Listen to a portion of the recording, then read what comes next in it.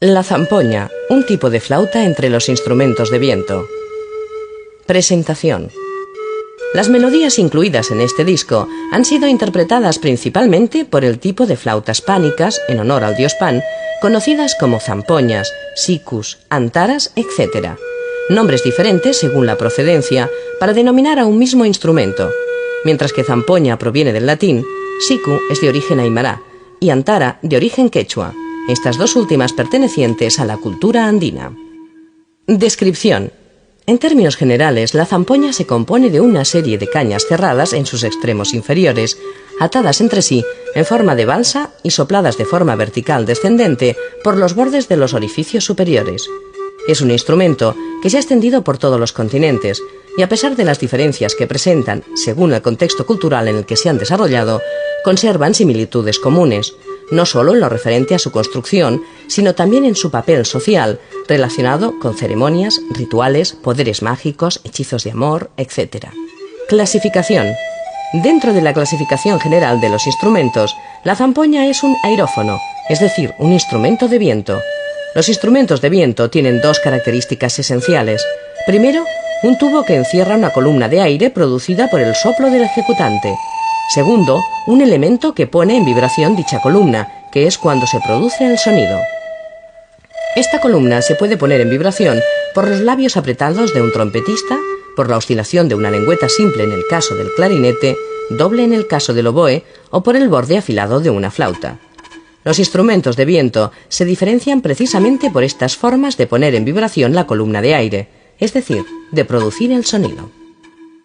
La familia de las flautas. Las flautas se diferencian por el tipo de embocadura. Primero, son verticales o rectas cuando el orificio superior se usa como embocadura, como es el caso de la zampoña. Segundo, son traveseras cuando la embocadura está abierta a un costado.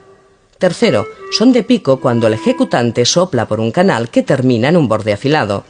En todas ellas, el sonido se produce cuando el ejecutante sopla contra el borde afilado de la embocadura, y por lo tanto, podemos decir que este borde afilado es la característica fundamental de cualquier flauta. Orígenes.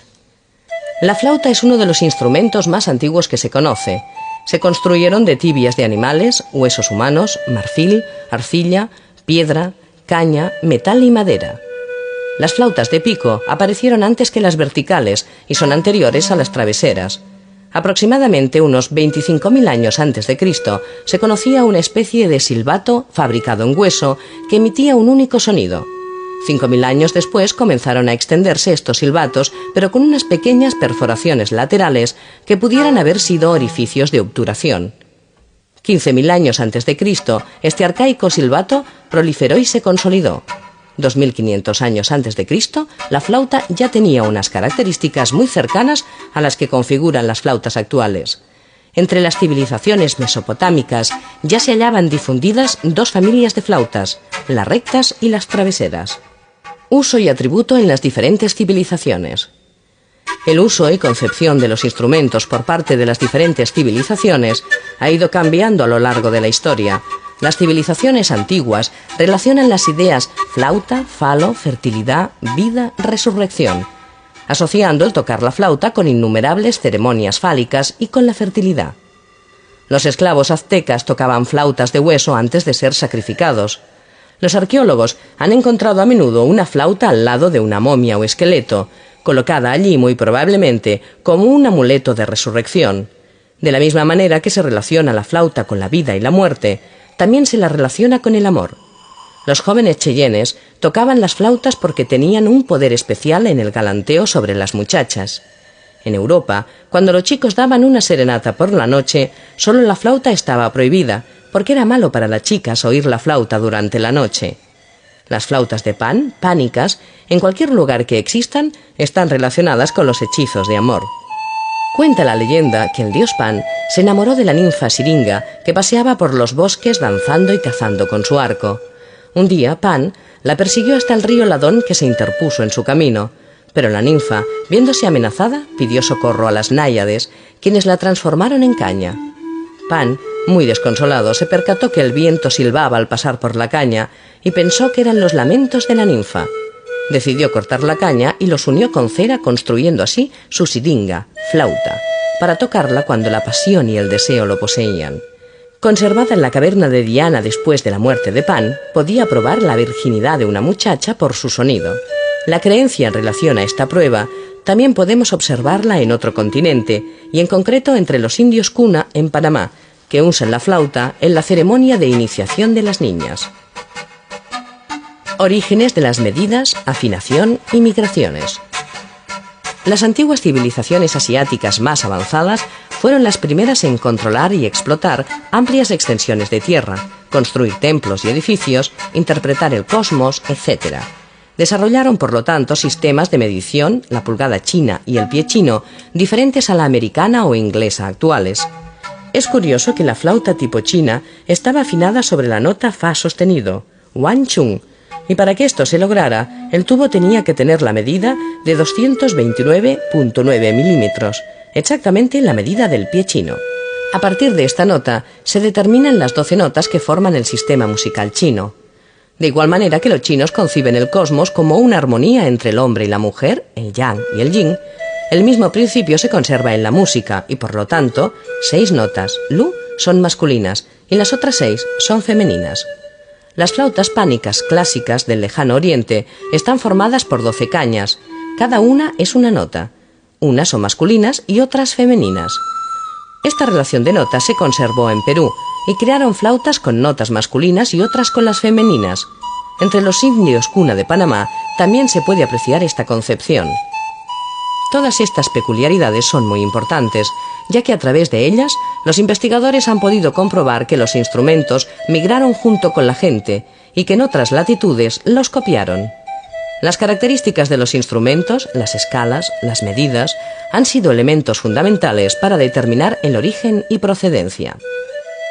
Instrumentos andinos, una manifestación de la cultura autóctona.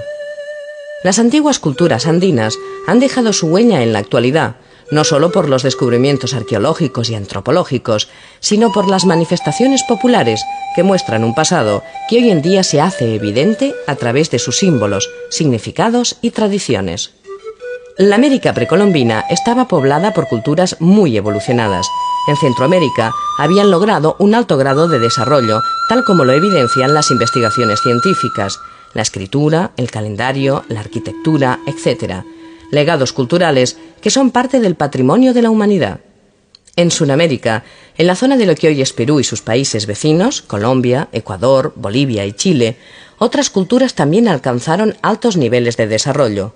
Aunque todas estas culturas no evolucionaron por iguales senderos, lo cierto es que la música y los instrumentos en la zona de Perú y alrededores lograron un alto nivel de desarrollo comparativamente con los de Centroamérica.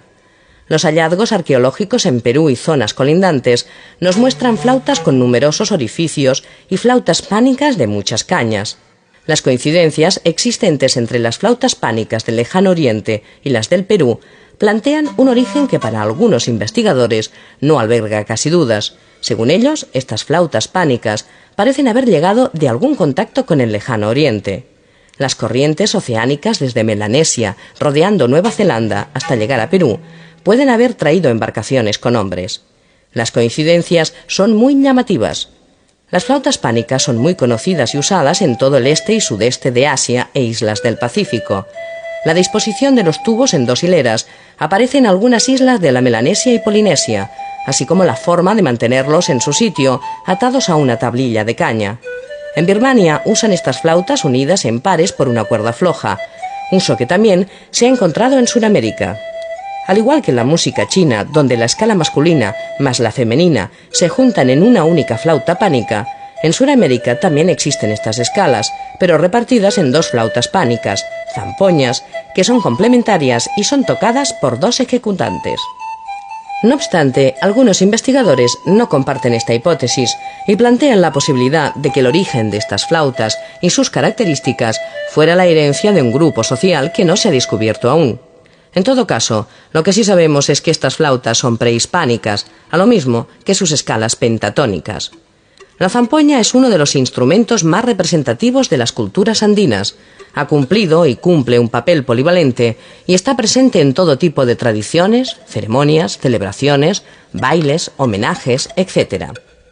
Existe una enorme cantidad de variaciones y nombres de acuerdo al tipo y uso que se le dan. Las hay de una y dos filas de tubos en forma de escalera, rectangulares o en escalera alterna, de uso solista o colectivo, con bisel o sin bisel, y con una gran variedad en la cantidad de tubos.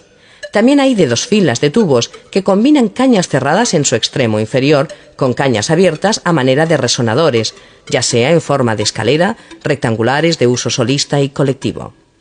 Generalmente es común ver en los grupos musicales familias de zampoñas que de la grave a la aguda se llaman tollos, sonido grave, su registro se extiende del re1 al re2.